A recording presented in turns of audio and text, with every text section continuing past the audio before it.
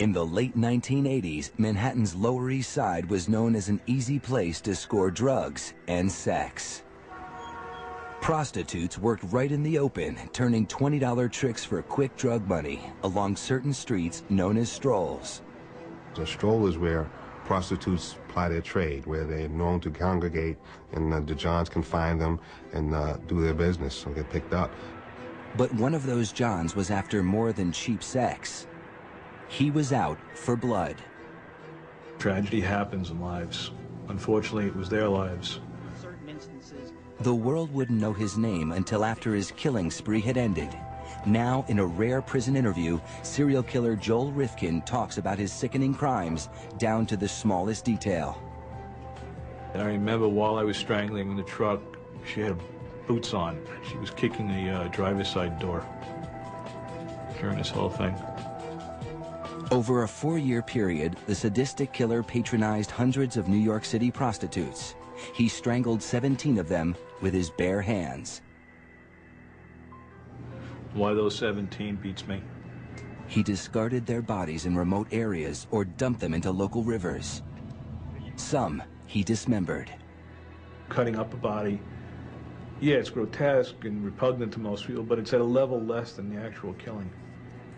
No one knew about his cold-blooded killing spree. Not the police, not the press, not the public, not even the prostitutes themselves. People in that environment almost go virtually unreported and slip through the cracks. 22-year-old Tiffany Bresciani was his last victim. She was just very happy and beautiful and loved people. Tiffany had moved from Louisiana to New York to become an actress or a dancer. But instead of finding Broadway's bright lights, the city's dark side got her first. To support a drug addiction, she turned to prostitution. I still have that heartache, you know, it never goes away. There's that empty feeling sometimes, you know, without her. In spite of her troubles, Tiffany remained in close touch with her mother. But in June of 1993, she stopped calling home. She'd call about 3 times a week, you know. We really kept in touch that week that it happened. I said, did she call yet? And I had the most awful feeling. What happened to Tiffany might never have been discovered if not for Trooper Sean Ruane of the New York State Police Department. Early in the morning of June 28th, Ruane was patrolling Long Island's Southern State Parkway when a pickup truck caught his attention. I observed a tan Mazda pickup truck with no license plate on the back. We decided to pull the vehicle over. Instead, the driver took off. We're in pursuit of a vehicle, failure to comply. It's not high speed or anything, it's just failure to comply. But before long, Ruane was going nearly 100 miles per hour, trying to keep up with the truck as it sped through Nassau County.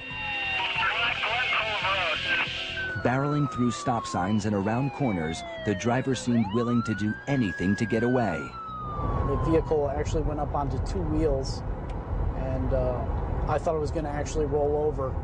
Lucky for him, it landed back on 4 wheels.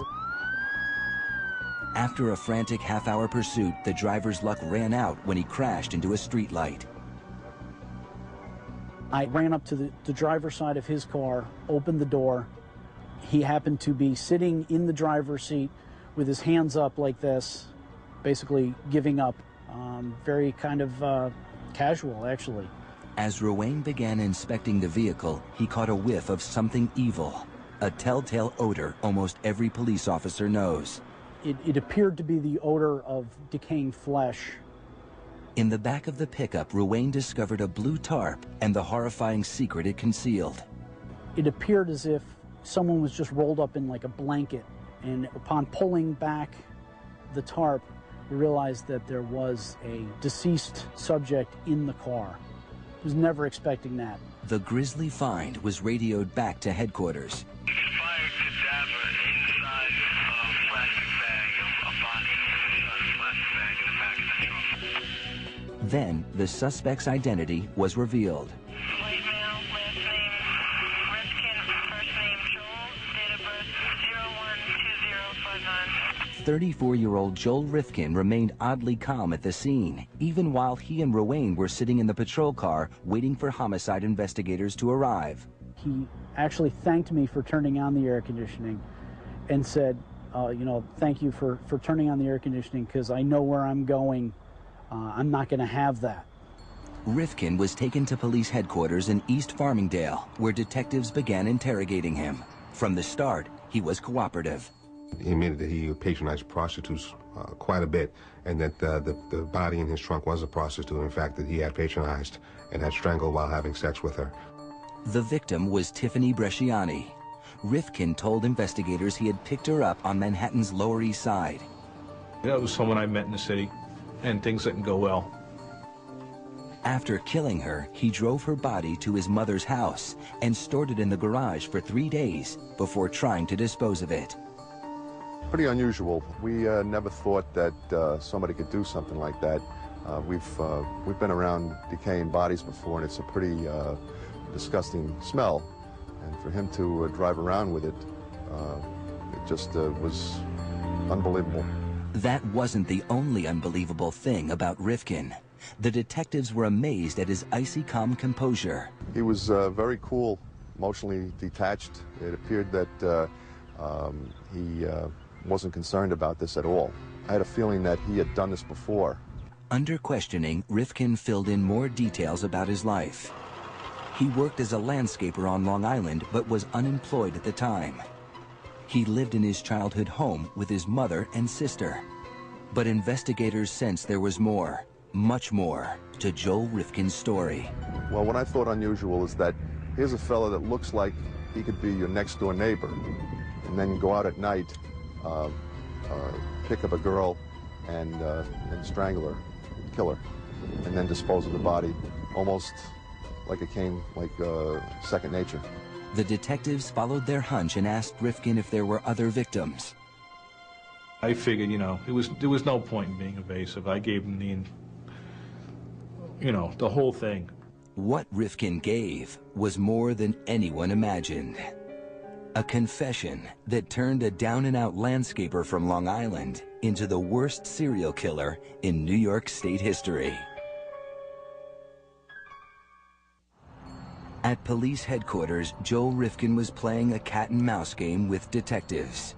The 34-year-old unemployed gardener just confessed to the murder of Tiffany Bresciani, whose body was found in the back of his truck. But investigators believe there was more to the story.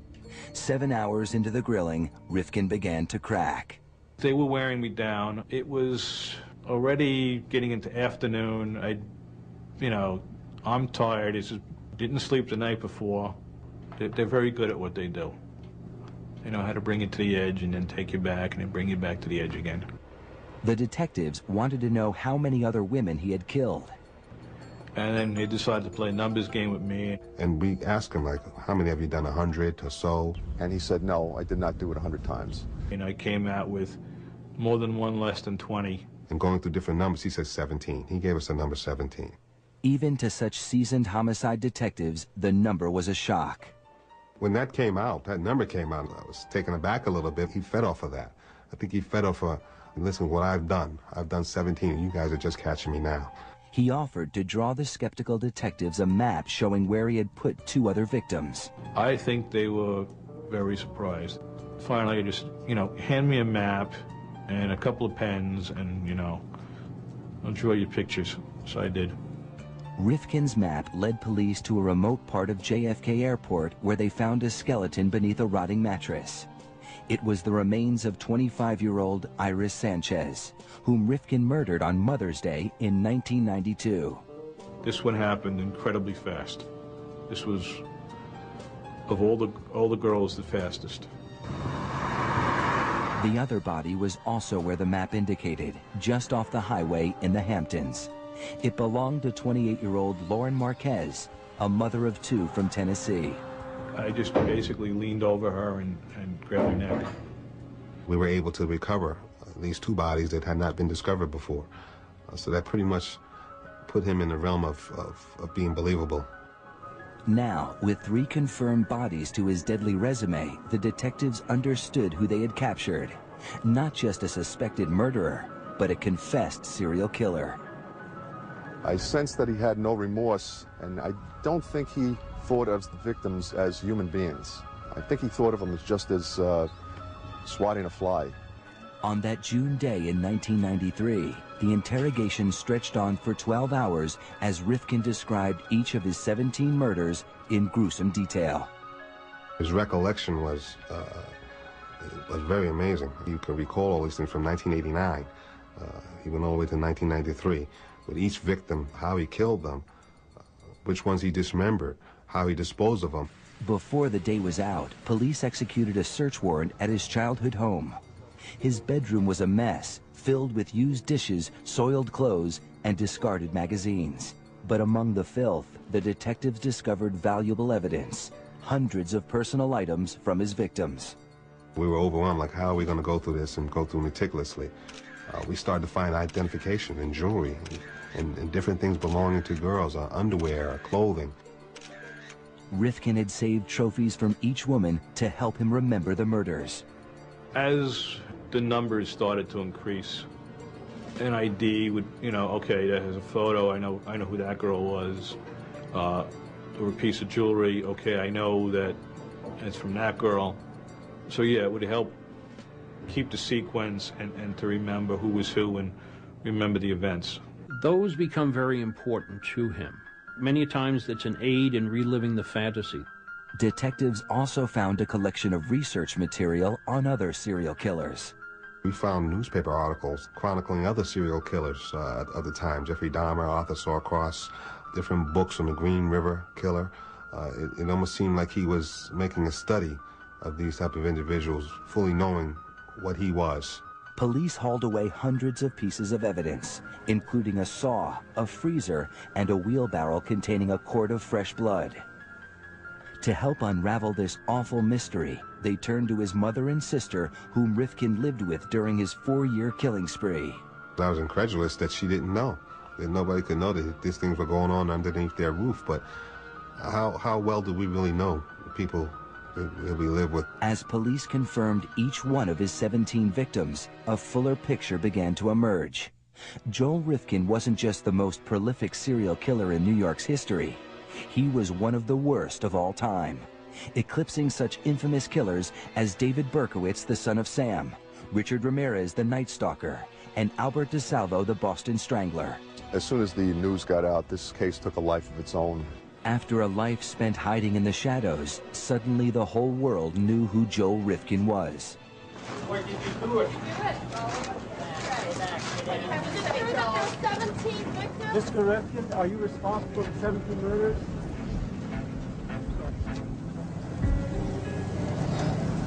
Mr. Rifkin has spoke of 17 homicides that he committed. On June 30th, 1993, New York State Police called a press conference to announce the arrest of serial killer Joel Rifkin. His operation consisted of picking up the woman, having sex with them, killing them, and disposing of them. One question above all seemed most important. Do we have a possible motive at this point? No, we don't. What could have caused such a quiet, unassuming man to kill so many women? Mr. Rifkin seemed like he could be your next-door neighbor, but at nighttime he had an extreme thirst for using prostitutes, and then he went on a killing spree that made him the most prolific serial killer in New York State history. No one would have dreamed Rifkin was destined for such infamy when he was adopted on Valentine's Day 1959 by Ben and Jean Rifkin. By all accounts, his early childhood was filled with love and support. Started out very loving, very, typical. My memories are mostly a few years of home movies and a lot of photographs. As we got older, though, and more of our personalities came out, more and more it became my father's little disappointment. Rifkin's father was a standout athlete and math whiz in college who had gone on to become a successful engineer at Brookhaven National Laboratory. He grew impatient with his son Joel, who had a high IQ of 128 but was plagued with severe dyslexia and coordination problems. Like every father, he's very excited about teaching me sports. He tried teaching me how to throw a football, which was his sport in high school. I couldn't catch the thing, and he just got, after a year or two, he got extremely frustrated, and that was that. No more football. Rifkin also had trouble connecting with children his age. By the time he entered school, he was constantly tormented by bullies, often in front of girls. Anybody who wanted to make a reputation as a tough or, you know, one of the local hoods, I was one of the first guys they looked for. And it was rough at times. To escape the abuse, Rifkin became cunning, devising strategies to avoid people. I was one of the last people in the building, which I was almost always late for class, and I was one of the last people to leave the building. If everybody's gone, it's safe to go. Isolated at school and at home, Rifkin retreated to his bedroom, the one place he felt safe. There, behind closed doors, his deviant ideas came to life. I develop, if I'm that type of person, a fantasy life. And I'm in my room or in my private place with this fantasy life where no one attacks me, no one makes fun of me. I'm in charge, I'm in control of that. And if that feels good, I'll continue that fantasy life, I'll elaborate on it. Rifkin's fantasy life began to overpower his hold on reality. After seeing the Alfred Hitchcock movie Frenzy as a teenager, he developed a sexual obsession with strangling women.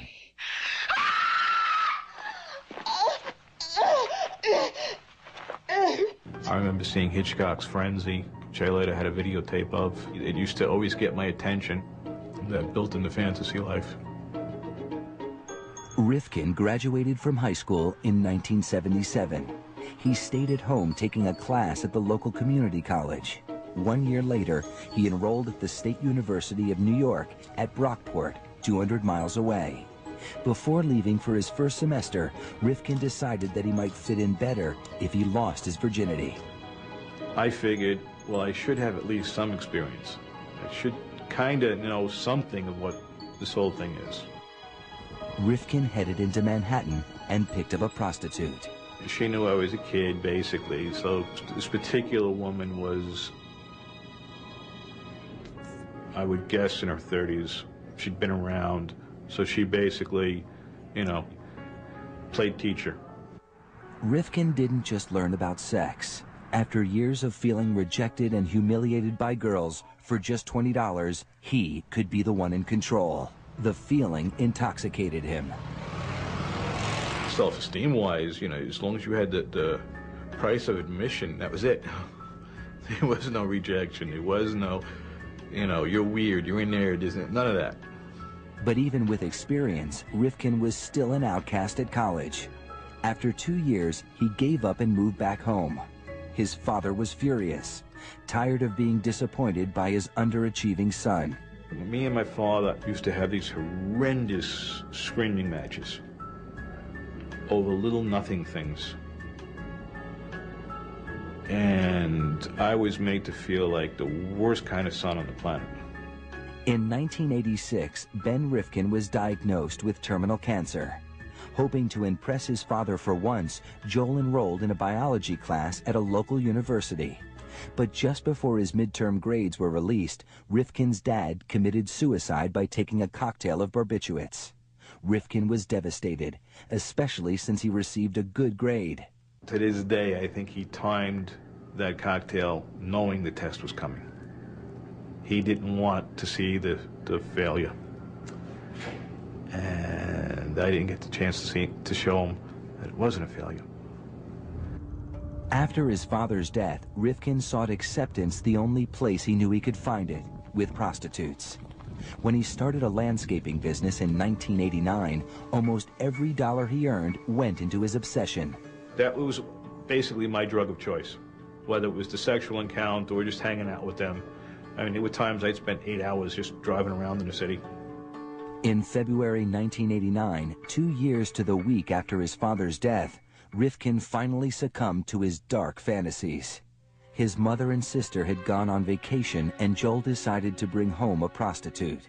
She was using heroin during that night. She shot up in the bathroom and passed out for 2 hours. We had sex once, and then she shot up again and passed out again. Rifkin, who never used drugs and rarely drank, became irritated with the woman's drug habit.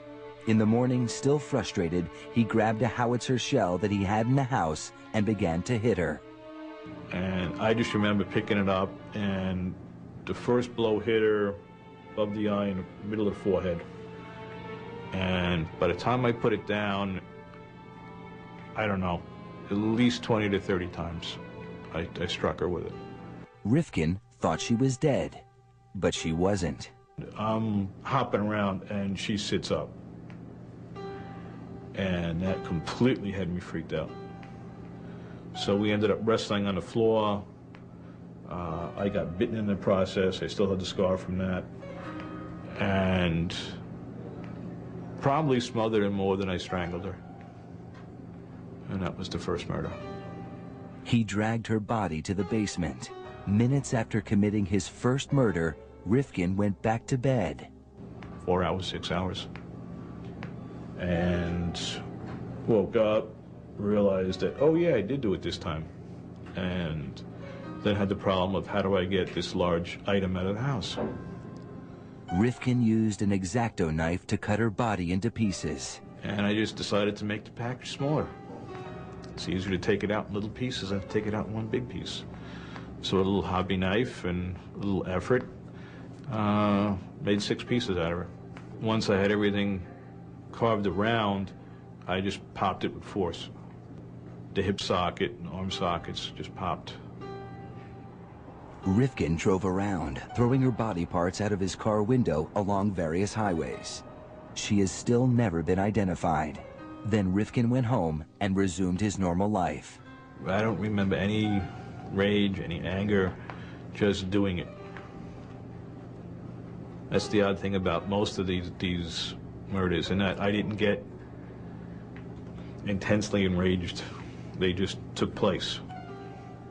For the first time in his life, Joel Rifkin was finally good at something. He was good at murder.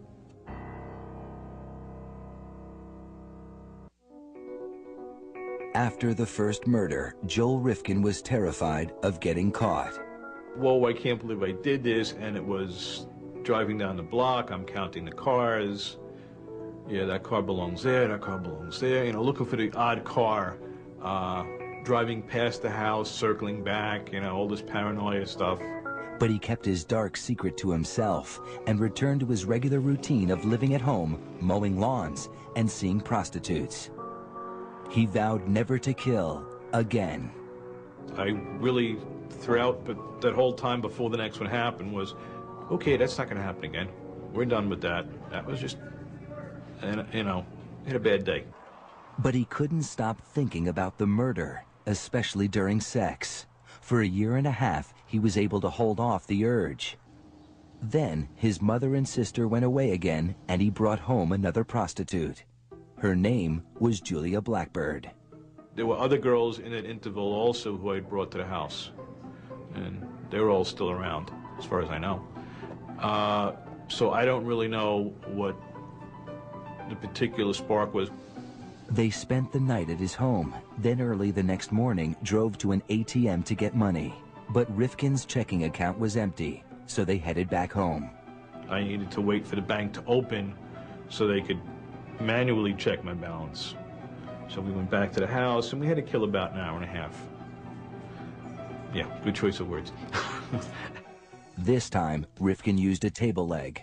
I hit her, knocked her out in one blow, and then strangled her for about 20 minutes, which I was basically strangling her corpse after a while.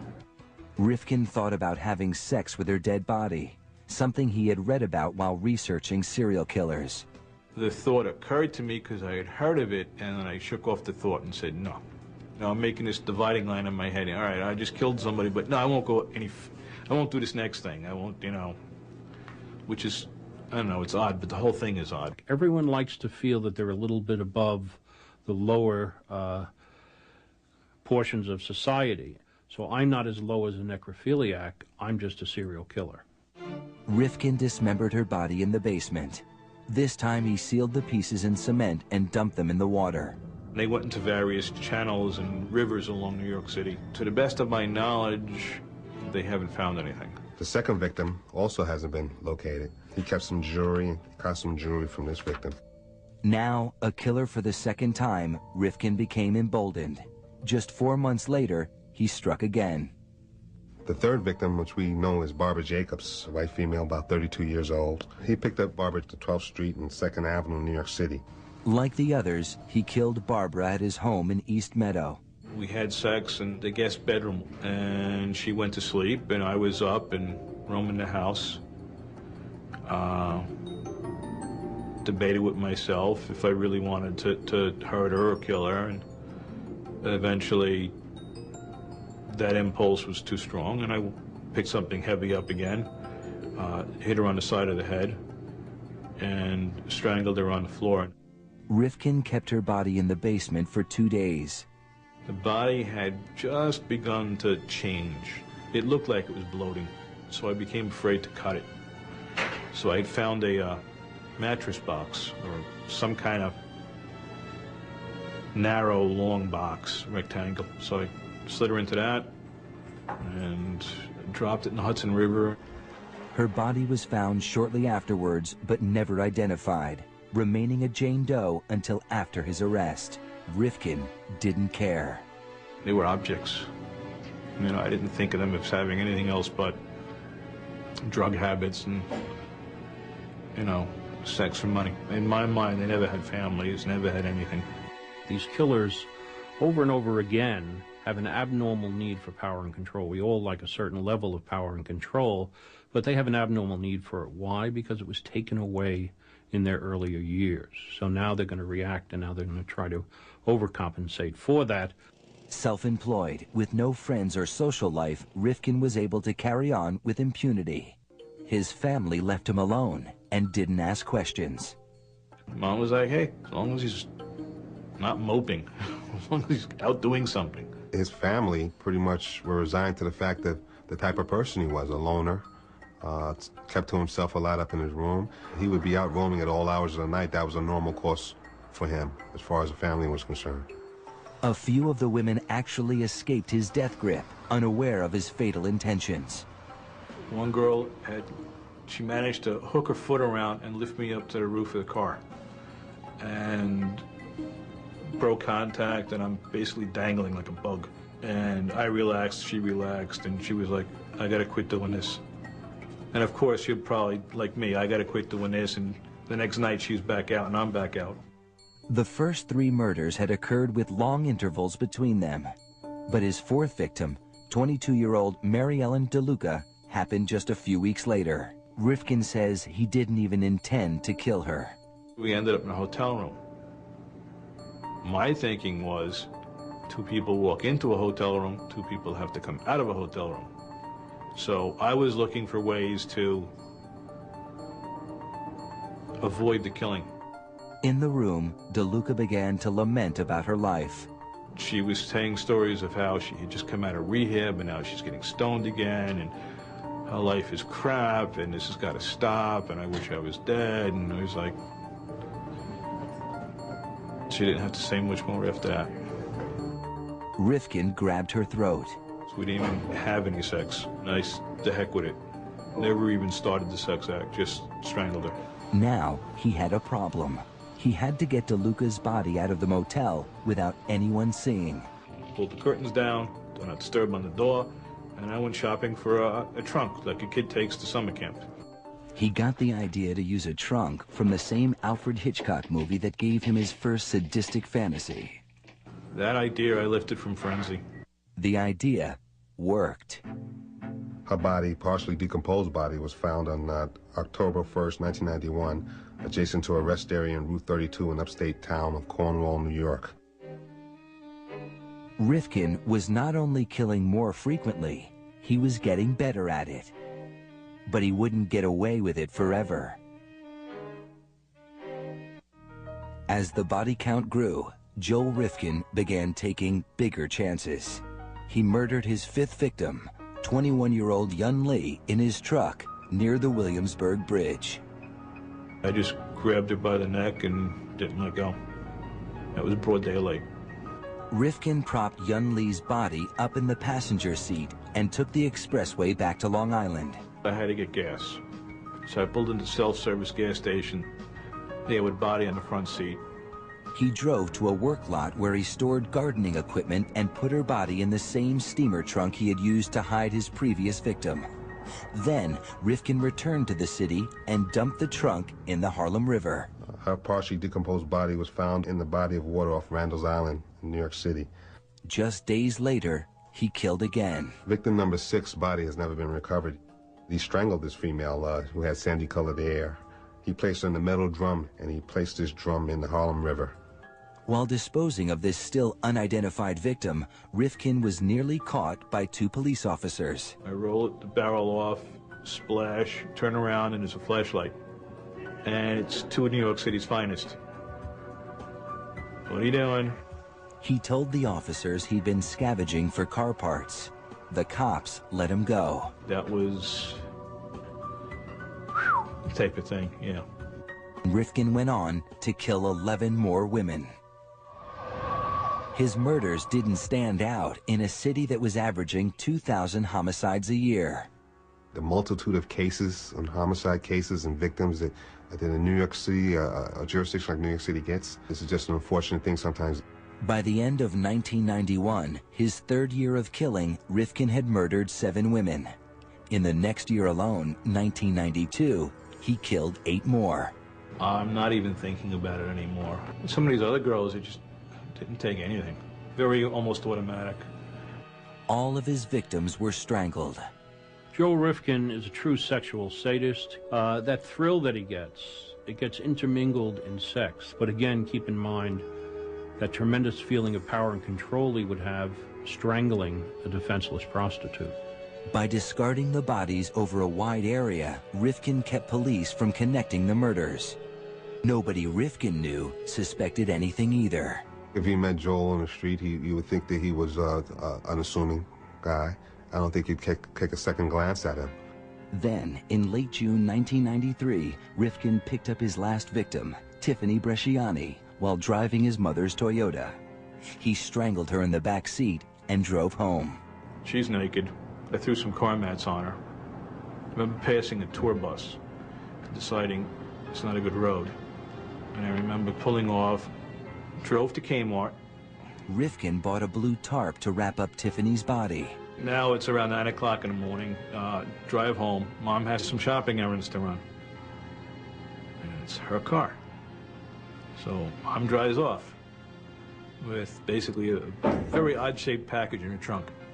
And Mom never used the trunk that morning.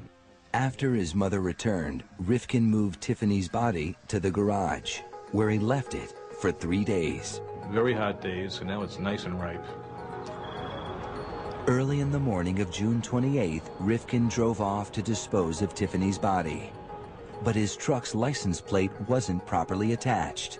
I heard it fall, and I'm a sloppy mechanic. There's tools everywhere. So I thought I had left a wrench or a socket someplace, and it bounced off. Soon after, Rifkin saw flashing lights in his mirror. Knowing the police would smell the stench from Tiffany's body, he decided to make a break for it and drive into the ocean. I was looking for literally a place to crash. I figured sink the truck, swim, hide under the pier for a while. I don't know what I was thinking. Instead, Rifkin crashed into a light pole after a 30-minute chase. He offered no resistance as Trooper Sean Ruane took him into custody. He asked me, he's like, why were you stopping me anyway? At which point in time I advised him that the reason why we stopped him was because there were no license plates on the vehicle. At which point in time he responded, you know, it's always a 25-cent part.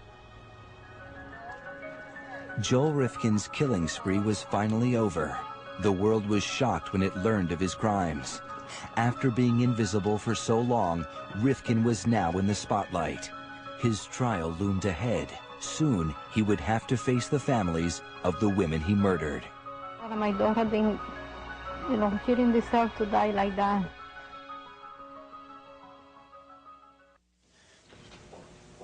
I'm not guilty.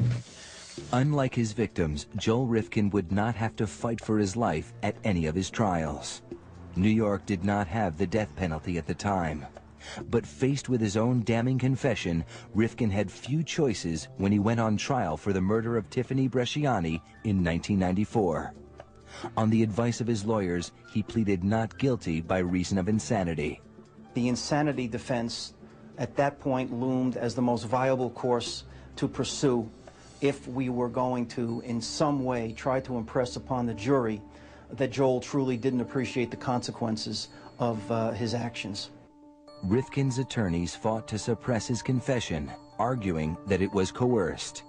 Rifkin insists he asked for a lawyer several times during questioning. I asked for an attorney about 20 times, but when it comes to, I guess, a crime this heinous, constitutional rights get forgotten about. It's not unusual afterwards for the defendants to make all sorts of claims about what they asked for or what the police did or said to them. His confession was ruled admissible. 10 months after Rifkin's arrest, the trial began. The prosecution portrayed Rifkin as a cunning killer who knew exactly what he was doing and went to great lengths to hide his crimes. He was bright enough to be able to pick the type of victims that would not be noticed missing right away, to do it, to kill these people in areas that would provide him with seclusion, and dispose of the bodies in such a way that law enforcement wouldn't be able to put one together with another. They also depicted him as a sexual sadist. He got sexual pleasure not only in killing these young women, but in keeping items from them, their identification cards, items of their clothing, some jewelry, and reliving that pleasurable experience of killing them in the secrecy of his room by holding and looking at all these items that he had stolen from them. As terrible as it is, what more power do you have over someone than life and death when you're strangling them? The defense argued that Rifkin was a paranoid schizophrenic, legally insane, and incapable of comprehending the consequences of his actions. We were claiming that he was laboring under such a pernicious disease that he really wasn't appreciative of what he was doing. Tiffany Bresciani's mother testified at the trial. I knew I had to take a stand not only for my daughter, but for all women in the world. The mothers of 2 other victims were constant fixtures at the courthouse, demanding justice. They wouldn't let me do it, I'll kill him myself.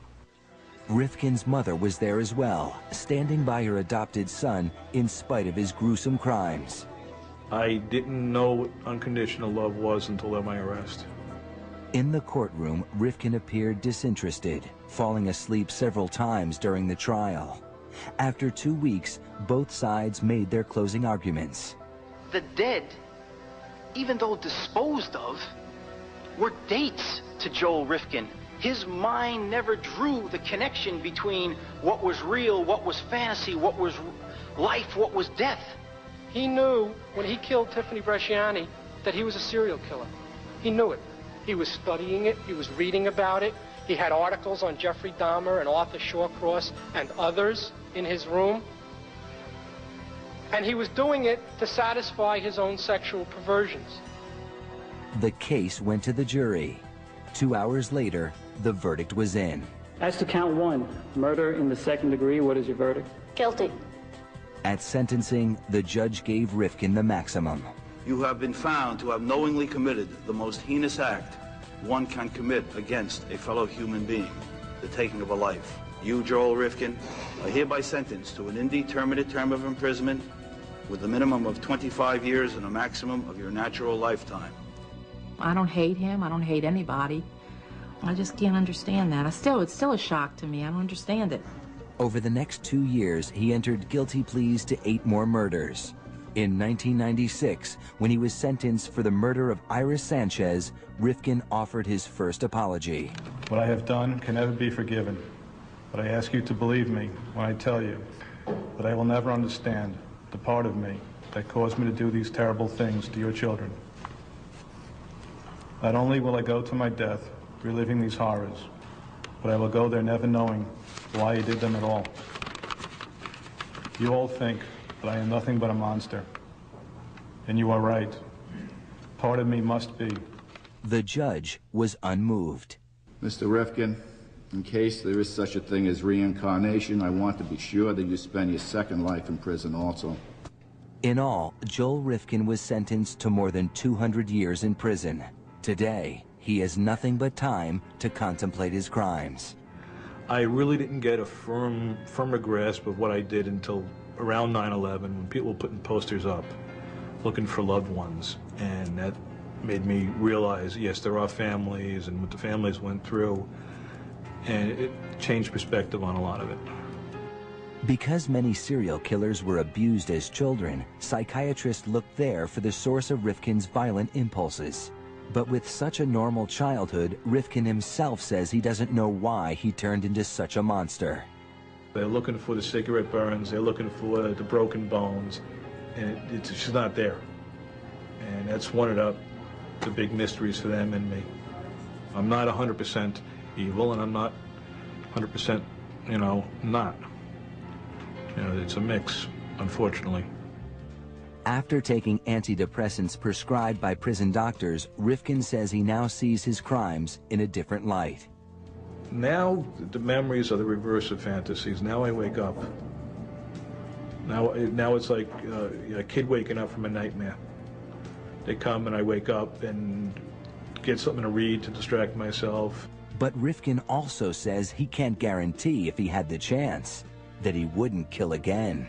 The honest answer is I don't know. I don't know if I was released if I'd ever kill again. I might.